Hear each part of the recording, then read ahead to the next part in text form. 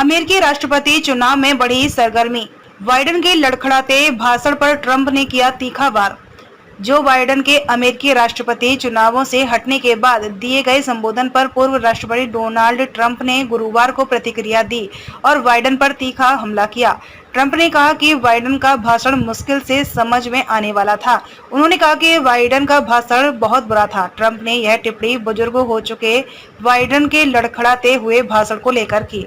Biden और कमला Harris America के लिए शर्मिंदगी। ट्रंप, बाइडेन का भाषण मुश्किल से समझ में आने वाला था। ट्रंप, नई पीढ़ी को मशाल सौंपना चाहता हूं। बाइडेन, समय के साथ अमेरिका के राष्ट्रपति चुनाव दिलचस्प होते जा रहे हैं। राष्ट्रपति चुनाव की दौड़ से हटने के बाद जो बाइडेन ने पहली बार बुधवार को देश की जनता को संबोधित किया। इस दौरान उन्होंने कहा कि यह समय अब युवाओं का है और वह नई पीढ़ी को मशाल सौंप रहे हैं।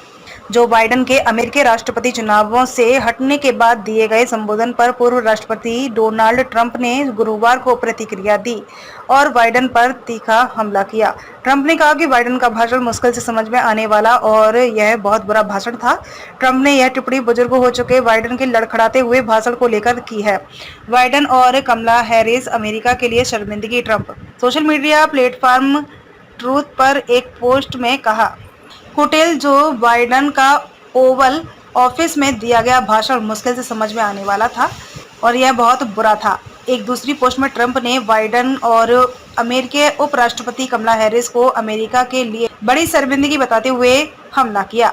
ट्रंप ने कहा कि बाइडेन और झूठ बोलने वाली कमला हैरिस अमेरिका के लिए बहुत शर्मनाक है। देश के लिए ऐसा समय पहले कभी नहीं आया। नई पीढ़ी को मशाल सौंपना चाहता हूं। बाइडेन, बता दें कि अमेरिका के राष्ट्रपति जो बाइडेन ने नवंबर में होने वाले राष्ट्रपति चुनाव से अपनी दावेदारी वापस लेने का ऐलान कर दिया है। उन्होंने गुरुवार को अपने ओवल ऑफिस से संबोधित करते हुए कहा कि नई पीढ़ी को मशाल सौंपना चाहता हूं। आंतरिक सर्वे में मेरी हार का आकलन किया गया था। इससे परेशान होकर यह फैसला लिया है।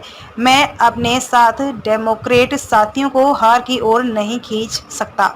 बाइडेन ने कमला हैरिस के नाम का किया समर्थन। ओवल ऑफिस से राष्ट्र को संबोधित करते हुए 2024 के चुनावी दौर से हटने की घोषणा करने और देश के राष्ट्रपति के रूप में डेमोक्रेटिक पार्टी के उम्मीदवार के रूप में कमला हैरिस का समर्थन करने के बाद पहली बार बाइडेन ने कहा कि यह हमारे देश को एकजुट करने का सबसे अच्छा तरीका है।